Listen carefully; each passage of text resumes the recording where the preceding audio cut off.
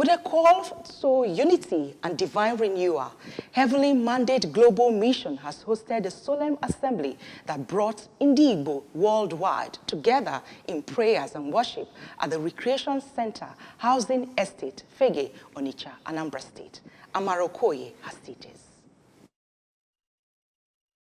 Welcoming participants, the convener of the Heavenly Mandate Mission Solemn Assembly, Most Reverend Mayor Mike Chukudum, called on elders, priests, leaders, and the entire Igbo nation to come before God's presence in humility with fasting, weeping, groaning, and prayers, seeking His mercy and restoration for the Igbo race. The General Overseer of God's Grace Mission International, Bishop Paul Nwachukwu, Sr., who spoke on the power of unity among Ndi Igbo, urged them to embrace oneness and turn away from all forms of wickedness and division. In her keynote address, the vision bearer, Apostle Uju Okonkwo, shared a vision from God, describing it as a call for Ndi Igbo to unite, forgive one another, and embrace sober reflection as a pathway to usher in an everlasting kingdom where God will reign supreme in Igbo land. Once we turn from our wicked way, God will heal the Igbo nation and restore our glory.